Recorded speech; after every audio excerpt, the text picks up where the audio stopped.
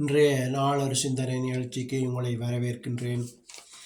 இன்றைய நாளொரு சிந்தனை நிகழ்ச்சியில் நாங்கள் பார்க்க போவது, இந்த உலகம் ஒரு நாடக மேடை, இதில் நாம் எல்லோரும் நடிகர்கள்.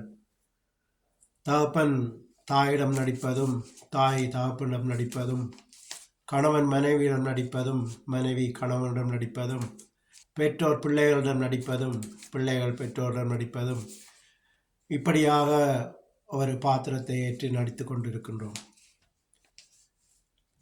இதில் பார்த்தீங்கன்றால் புரொஜெக்டர் கடவுள், இவர் ஒரு கதையை எழுதி ஒரு நடிகன் நடிகையை கொண்டு வந்து அவரிடம் அந்த கதையை கொடுத்தார். அந்த நடிகனுடைய பெயர் தான், நடிகனுடைய பெயர் ஆதாம், நடிகையோட பெயர் ஏவாள்.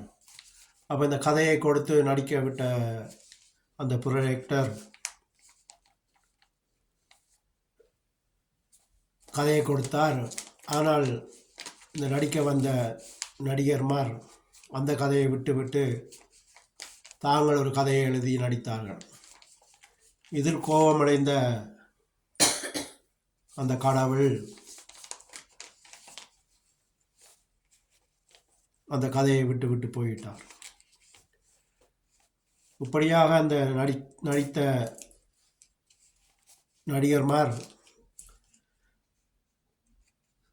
பல வருடம் நடித்து கொண்டிருந்தார்கள். பல வருடம் கழித்து அந்த கடவுள் ஒரு டைரக்டரை அனுப்பினார், கதையையும் கொடுத்து அனுப்பினார் இந்த பூமிக்கு.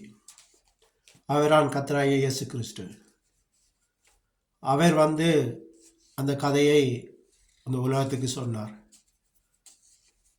சிலர் ஏற்றுக்கொண்டார்கள், பலர் ஏற்றுக்கொள்ளவில்லை. இப்படியாக நடித்து கொண்டு இருக்கின்றோம். ஆனால் இப்போ அந்த படம் கிளைமேக்ஸுக்கு வந்து விட்டது.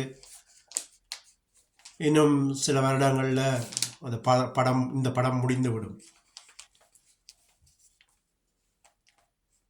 முடிந்த பிறகு கர்த்தராகிய இயேசு கிறிஸ்துவிடம் அந்த கடவுள் 1000 வருஷ கான்ட்ராக்ட் எழுதி இந்த பூமியை அவர் கையில் ஒப்படைக்க போகிறார், புதிய படம் எடுப்பதற்கு. இதில் கர்த்தராகிய இயேசு கிறிஸ்து வைக்கிறது தான் நடிகர்மார். இதில் நாங்கள் எல்லாம் நடிக்க முடியாது,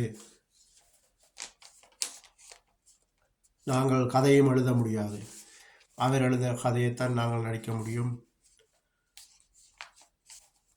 இந்த 1000 வருஷம் அந்த கான்ட்ராக்ட் இருக்கும்.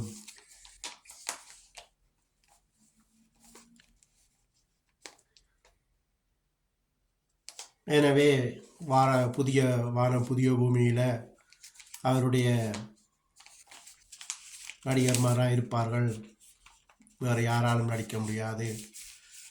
இதுவே இன்றைய நாளொரு சிந்தனை நிகழ்ச்சி. நன்றி, வணக்கம்.